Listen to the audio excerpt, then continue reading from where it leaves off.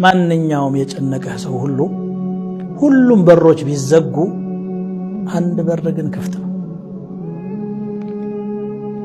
ነው ብቻ ሳይሆን ጉዳይህንም ማሟልተህ መመለስ ትችላለህ ከልብህ ከሆነ።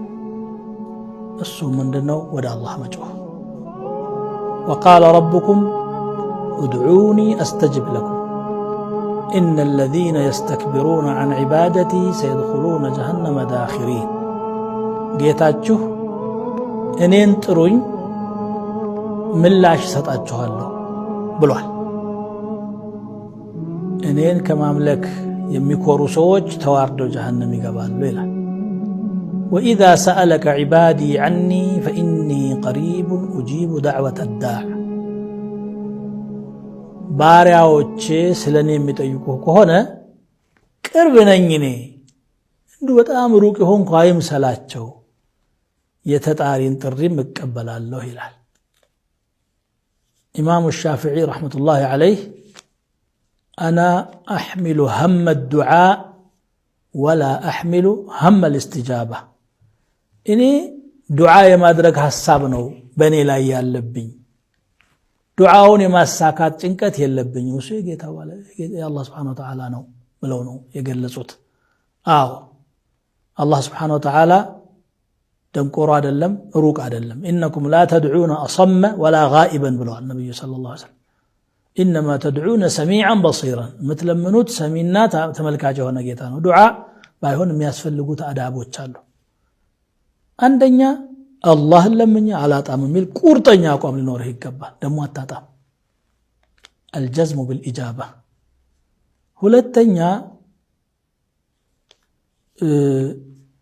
ትህትና ይፈልጋል። ለማኝ እንደ ቀማኛ አይፎክርም። ادعوا ربكم تضرعا وخفية ይላል። በመተናነስና ለምጥምጥ ብለህ ስብርብር ብለህ ነው የምትለምነው። ሰው እንኳን ሲለምን እንዴት ትህትና ያስፈልገዋል? ሰው ከሰው ሲለምን ማለት ነው እንጂ ግርጭርጭ ሆኖ እየተሳደበ አይለምንም። ስለዚህ ትህትና ያስፈልጋል፣ ተዋዱዕ ያስፈልጋል።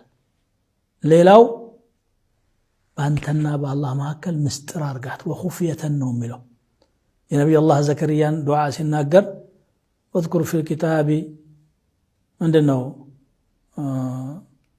كافها يا عين صاد ذكر رحمة ربك عبده زكريا إذ نادى ربه نداء خفيا ጌታውን ተጣራ ጥሪ በዘልማት በጩኸት ነው የሚሆነው ገሌ ተብሎ ነው። ግን አላህ ጋር ያለው ጥሪ ድብቅ ነው የሚሆነው። ድብቅ የሆነ ጥሪ አንተና አላህ መካከል ያለን መመሳጠር ትህትና ተማጽኖ ሌላ አካል በማያውቀው ሁኔታ። ሌላው ደግሞ ተጨንቀህ ነው መለመን ያለብህ። أما يجيب المضطر إذا دعاه ويكشف السوء يتزناقنا استغفر الله العظيم ولاكنه من نارقونه إن الله لا يقبل دعاء من قلب غافل لاهن يزنقا يتتعللك وهنا قلب لا الله دعاء يقبلم قالوا رسول صلى الله عليه وسلم الناس سامانا انهم يقبلوا ما مضطر هنا يتجنق تماصنه ውስጥ የገባን ነው። ويكشف السوء ችግርንም ያስወግዳል። እንደው ችግሮች ሁሉ መፍትሄ የላቸውም ብለን ችግር የለውም ከማንም አካል ተስፋ መቁረጥ እንችላለን። ፍጡር ነውና በሩን ዘጋ ነው። አቅምም ላይኖረው ይችላል፣ ክፋትም ሊኖረው ይችላል። ግን ፈጣሪ አንደኛ ስጦታው አያልቅም። يمين الله ملأ لا تغيضها نفقها አሉ ነብዩ ሰለላሁ ዐለይሂ ወሰለም። የአላህ ቀኝ እጅ ሙሉ ናት፣ መለገስ አያጎድላትም። أرأيت كم أنفق منذ خلق السماوات والأرض سماواتنا مدرن كفتر وحالا من يعال إن لقس عنده أستوله تاكالله ይላሉ። ينول لقسو منو ما القدلم عطاؤه كلام ومنعه كلام ሲሰጥም ቃል ነው የሚናገረው ሲከለክልም እንደዚሁ ኩን ነው የሚለው ማለት ነው። ስለዚህ እንዲህ አይነት ተዝቆ ማያልቅ ድልብ ያለው ጌታ ረብ العالمين እያለ እንዴት ተስፋ ትቆርጣለህ? እንዴት መሄጃ የለኝም ትላለህ? አለ እንጂ መሄጃ። እንደውም አማራጩ የተሻለው አማራጭ እሱ ነው፣ ወደ አላህ መሸሽ ነው።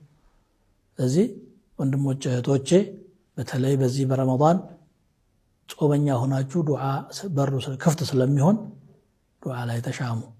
ያለፈው ወንጀላችንን አላህ እንዲምረን የወደፊት ሐያታችንን እሱ በሚወደው መልኩ እንዲያኖረን ሐላል ርዝቅ እንዲሰጠን ከሐራም እንዲጠብቀን ብቻ ሐጃ ቆጥረን አንዘልክም ባጭሩ በቁርአኑ እንደነገረን ربنا آتنا في الدنيا حسنة وفي الآخرة حسنة وقنا عذاب النار ጌታዬ በዱንያውም መልካሙን ስጠኝ ማይቆጠር ማለት ነው በአኺራም መልካሙን ስጠኝ ከሳት ቅጣት ማድነኝ ብለን ዱዓ ማድረግ ነው አላህ ይወፍቀን ወሰላሙ አለይኩም ወራህመቱላሂ ተዓላ ወበረካቱ